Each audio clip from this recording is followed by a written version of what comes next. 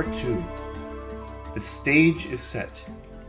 Wickedness, Israel's return, and the invasion. In Part 1, we established something foundational. The word Armageddon in Revelation 16:16 does not point to the place Megiddo at all. The Hebrew behind it, Har Moghaedoh, means the Mount of Assembly, and every passage that describes the final gathering of nations points to one place, Jerusalem. We also introduced the overarching theme that ties everything together, the Day of Yahweh. It's not a single 24-hour event, but an extended period marking the beginning of Messiah's millennial reign. Now the question becomes, what are the conditions that lead up to this day? What must be in place before the armies converge on Jerusalem? That is what Part 2 covers.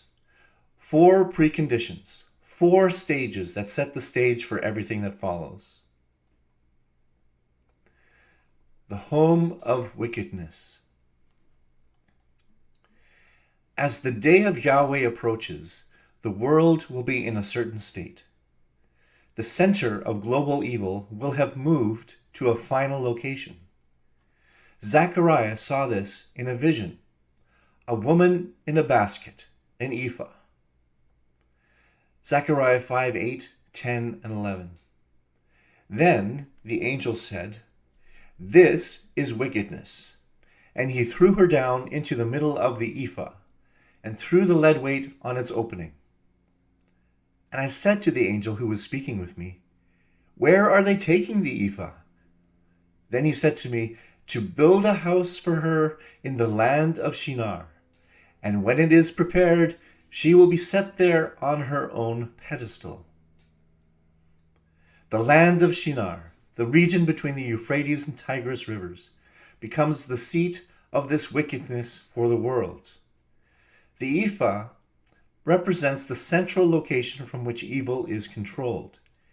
Inside it is wickedness herself, and she is being moved, deliberately relocated to Shinar. The house being built for her is not necessarily a physical temple. In Hebrew, house most commonly means household, a dynasty, a people group, a governing system. When this household is established and ready, the woman will be set on her pedestal and revealed to the world. This is not without historical precedent. The Islamic Caliphate had its capital in Baghdad for centuries, right in this same region of Shinar. It was the central hub from which the religion spread throughout the empire, home to what they called the House of Wisdom. Whether or not that is the direct fulfillment, the geographic pattern is consistent with what Zechariah saw. The region of Shinar has long been associated with organized opposition to God. It is where Babel was built, and appears it will be where the final expression of human wickedness is seated. The nation of Israel reappears after 2,000 years. While wickedness is establishing its base in Shinar, something equally significant is happening on the other side of the prophetic equation. God's own people, scattered for nearly 2,000 years, are being regathered to their land. The prophet Hosea foretold this. He described a period of national death for Israel lasting 2 days, followed by a resurrection on the 3rd day. Hosea 3:4. For the sons of Israel will remain for many days without king or prince, without sacrifice or sacred pillar, and without ephod or household idols. And it continues in 6:1 and 2. Come, let us return to Yahweh, for he has torn us, but he will heal us. He has struck us, but he will bandage us. He will make us alive after 2 days. He will raise us up on the 3rd day, that we may live before him. Are these literal days? Or is Hosea speaking of something far longer? Peter gives us the key in 2 Peter 3, verse 8. One day with the Lord as 1,000 years, and 1,000 years as one day. When that framework is applied, 2 prophetic days equals 2,000 years. Hosea was writing before the Babylonian exile, but he was seeing much further ahead to the great dispersal that began with the destruction of Jerusalem in 70 AD. From that point, Israel had no king, no prince, no temple sacrifices, no functioning priesthood, exactly as Hosea 3:4 describes. For approximately 2,000 years, through what we might call the 5th and 6th great days of human history, this condition persisted. Then, in 1948, Israel re-emerged as an independent nation for the first time since the 1st century. The 3rd day, the threshold of the 7th millennium, is upon us. Hosea 6:11. Also, O Judah, there is a harvest set for you when I restore the fortunes of my people, when the captives return. The captives are returning. The land is repopulated. The precondition is being met.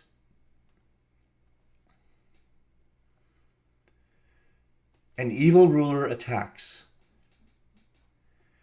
With wickedness established in the north, and Israel back in her land, the final trigger arrives. A ruler emerges, identified in Scripture by at least 2 titles that point to the same individual: the Assyrian and the king of the north. Micah 5:5. When the Assyrian enters our land, when he treads on our citadels. Micah calls him the Assyrian, a title associated with the ancient seat of Assyrian power, the northern territory. Daniel gives us the detail of his campaign. Daniel 11:40-44. And at the time of the end, the king of the south will collide with him, and the king of the north will storm against him with chariots, with horsemen, and with many ships. And he will enter lands, overthrow them, and pass through.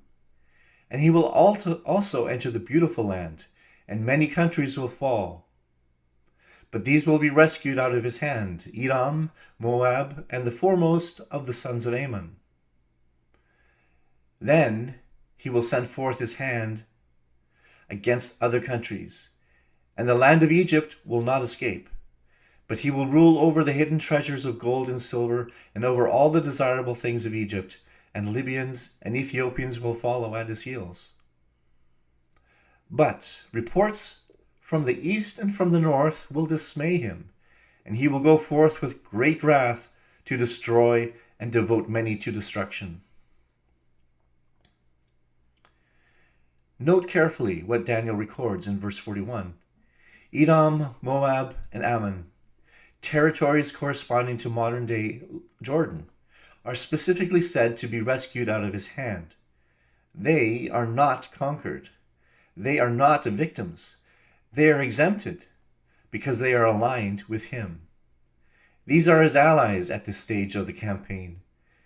Their judgment comes later, and we will cover that in part 5. This is a significant detail. These ancient nations still exist at the time of the end, and they stand with the king of the north. The armies of the nations are called to gather. The invasion of Israel is not the end of the ruler's campaign. It is the trigger for something far broader. With the beautiful land overrun and Egypt subdued, the call goes out. The nations are summoned. Daniel 11:45. And he, the king of the north, will pitch the tents of his royal pavilion between the seas and the beautiful holy mountain, between the Mediterranean Sea and Jerusalem. This is where he plants his command. not at Megiddo, west of Jerusalem, exactly as we established in part 1. Zechariah 14:2. Indeed, I will gather all the nations against Jerusalem to battle. Zechariah makes clear who is doing the ultimate gathering. It is Yahweh himself who draws the nations to this confrontation. The evil ruler and his allies believe they are acting on their own ambitions, but God is orchestrating the convergence. Joel 3:9-11. Call out this message among the nations. Set yourselves apart for war. Rouse the mighty men. Let all the men of war approach. Let them come up. Beat your plowshares into swords and your pruning hooks into spears. Let the weak say, I am a mighty man. Hasten and come, all you surrounding nations, and gather yourselves. There, bring down, O Yahweh, your mighty ones. Joel describes this summons, a universal call to arms. Every nation, every fighting man. The reversal of the millennial imagery, swords from plowshares, signals that this is the last great mobilization of human armies before everything changes. John, in Revelation, reveals the supernatural mechanism behind the gathering. In Revelation 16:12-14. And the sixth angel poured out his bowl on the great river, the Euphrates, and its water was dried up, so that the way would be prepared for the kings from the east. Then I saw coming out of the mouth of the dragon, and out of the mouth of the beast, and out of the mouth of the false prophet, 3 unclean spirits, like frogs, for they are spirits of demons, doing signs, which go out to the kings of the whole world to gather them together for the war of the great day of God, the Almighty. The Euphrates dried up, the eastern barrier removed, demonic spirits going to every king on earth, driving them toward a single point. And then John tells us where. 16:16. And they gathered them together to the place which in Hebrew is called Har Moghaedoh. There it is, the very verse that we examined in part 1. Har Moghaedoh, Jerusalem, the Mount of Assembly. Every piece that has been set in motion across these 4 preconditions is converging on that one location. The name itself, hiding in plain sight for 2,000 years, points to the Mount of God's appointed assembly. Not a plain in the north, the holy mountain. John also gives us a glimpse of what this assembly is truly for. Revelation 19:19. Then I saw the beast and the kings of the earth and their armies assembled to make war with him who sits on the horse and with his army. Revelation 17:14. These, the 10 horns and kings, will wage war against the Lamb. John, writing in Revelation, sees this from the perspective of what is about to unfold. The purpose of this gathering is not merely to attack Jerusalem or subdue Israel. It is to make war against the Lamb himself. They know he is coming. This is not ignorance. This is deliberate, knowing defiance of the Most High. There is one more passage that must be examined here. Psalm 83 gives us something no other text provides: the actual names of the peoples forming this coalition against Israel. And every territory named corresponds to regions that exist today in the nations surrounding the land of Israel. Psalm 83, 5-8. For they have conspired together with one mind. Against you they make a covenant. The tents of Edom and the Ishmaelites, Moab and the Hagrites, Gebal and Ammon and Amalek, Philistia with the inhabitants of Tyre. Assyria also has joined with them. They have become the power of the children of Lot. Edom, the Ishmaelites, Moab, the Hagrites, Gebal, Ammon, Amalek, Philistia, Tyre, and Assyria. These are not random ancient peoples of no further relevance. They are the specific coalition that God confronts in the day of Yahweh. They exist at the time of the end, and they are gathered. 4 preconditions. Wickedness established in Shinar, Israel restored to her land after 2,000 years, the evil ruler on the march through the Middle East, and the armies of the nations gathered at Har Moghaedoh at Jerusalem, summoned by demonic spirits, assembled for the war of the great day of God. The stage is completely set. What happens next is where everything erupts. In part 3, the crisis unfolds.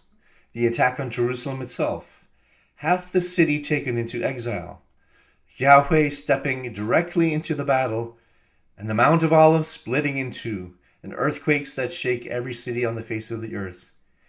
And then there is one more event, the sudden, violent, total destruction of something called Mystery Babylon, a city, a mystery, something that didn't exist in John's day, something that has only recently come into view. Part 3 is where the day of Yahweh truly begins.